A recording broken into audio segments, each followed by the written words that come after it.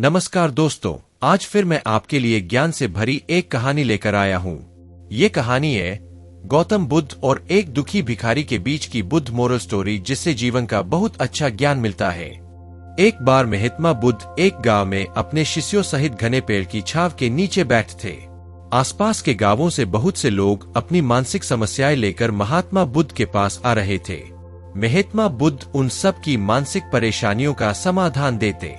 सब लोग टुशी टुशी अपनी समस्याओं का समाधान पाकर वहां से लौट रहे थे।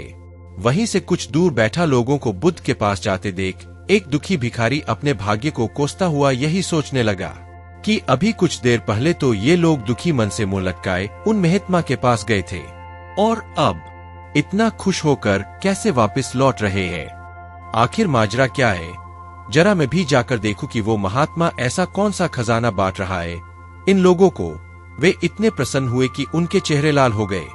जब वो दुख भिखारी कुछ नजदीक गया तो उसने देखा कि ये महात्मा तो लोगों को प्रवचन देकर लोगों के दुख का निवारण कर रहे हैं। यह देखकर भिखारी के मन में भी तीव्र इच्छा हुई कि क्यों मैं भी इन महात्मा को अपना दुख बताऊं, मुझे भी अपने दुख का समाधान अवश्य मिलेगा।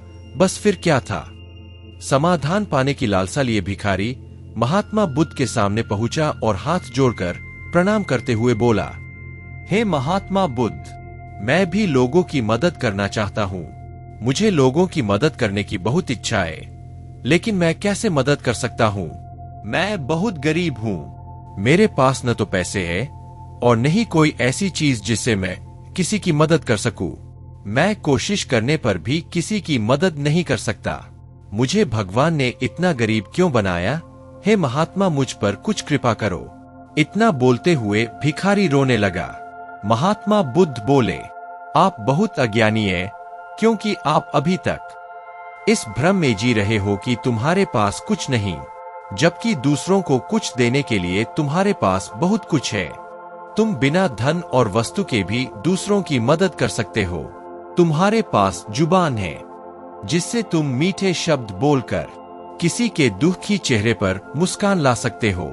इन्हीं शब्दों की ताकत से तुम किसी के भी टूटते हौसलों को फिर से मजबूत कर सकते हो। इन शब्दों की शक्ति से आप किसी के भी मन में सकारात्मक विचारधारा के बीज बो सकते हैं और उसे गलत रास्ते पर जाने से रोक सकते हैं। तुम्हारे दो हाथों से किसी भी कमजोर या लाचार व्यक्ति की सहायता कर सकते हो। आपके दो आंखें किसी अंधे को रास्ता दिखा सकते हैं। तुम किसी के लिए दुआ कर सकते हो। यह हो सकता है कि उनके बुरे काम फिर से हो जाए। आप किसी के अच्छे स्वास्थ्य की कामना कर सकते हैं, लेकिन अज्ञानतावश तुम अब तक इस बात को समझ नहीं पाए और इस भ्रम में अब तक जीते रहे कि तुम्हारे पास मदद करने के लिए कुछ नहीं। किसी की मदद करने के लिए धन और वस्तु का होना अनिवार्य नहीं है। बिना धन और वस्तु के भी हम कई प्रकार से लोगों की मदद कर सकते हैं।